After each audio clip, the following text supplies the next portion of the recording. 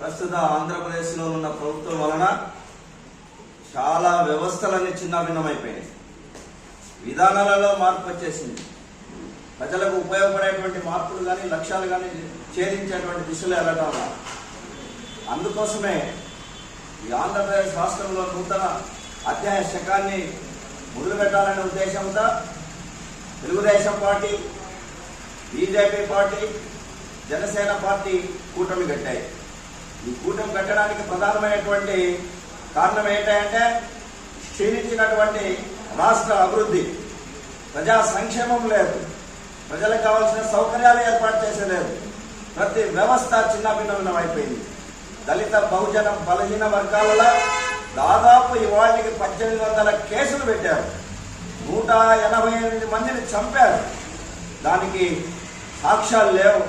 ఒక ఎమ్మెల్సీ ఒక దళితుల్ని చంపి ఇంటికి డోర్ డెలివరీ చేసినారంటే ఎంత ఔదార్యమైనటువంటి, ఎంత నీచమైనటువంటి, నికృష్టమైనటువంటి పరిస్థితి ఒకసారి గమనించండి.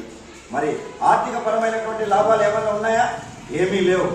కనుకనే ఈ 3 పార్టీల యొక్క కూటమి ఎందుకు ఏర్పడదంటే రాజకీయ లబ్ధి కోసం కాదు, ప్రజల యొక్క లబ్ధి కోసం, ప్రజల ఆర్థిక అభివృద్ధి కోసం, అలాగే నిరుద్యోగులైనటువంటి నిరుద్యోగ భృతి ప్రతి నెల 3000 ఉన్నటువంటి 6 మండలాల్లో కేంద్ర ప్రభుత్వం నుంచి లబ్ధి పొందిన వారు 30,000 మంది ఉన్నారు.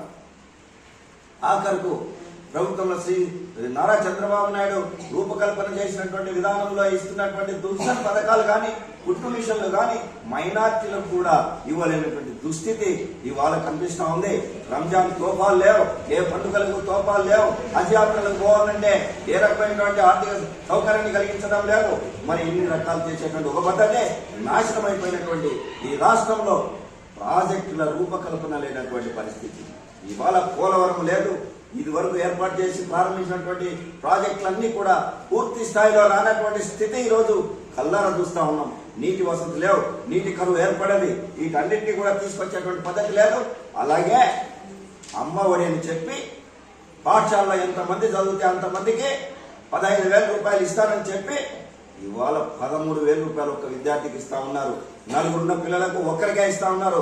కానీ ఈ కూటమి పెట్టుకున్నటువంటి మేనిఫెస్టోలో ఎంతమంది పిల్లలు ఉన్నా కానీ ఆ పాఠశాలలో చదువుతుంటే ఎంతవరకు చదువుతారో వాళ్లకు ప్రతి సంవత్సరం ఒక్కొక్కరికి 15,000 తల్లికి 100 రూపంలో ఇస్తా ఉన్నారు. అదేవిధంగా 3 ఉచిత సిలిండర్లు ఇస్తా ఉన్నారు, ఉచిత బస్సు ప్రయాణం ఇస్తా ఉన్నారు. మరి ఈ రకంగా చేస్తూ పోతే ప్రజల యొక్క సంక్షేమం చిన్నభిన్నమైనటువంటి ప్రజల యొక్క ఈ ఉన్నటువంటి వివిధ రకాలైనటువంటి వ్యవస్థలన్నింటినీ మళ్ళీ మార్చి ఒక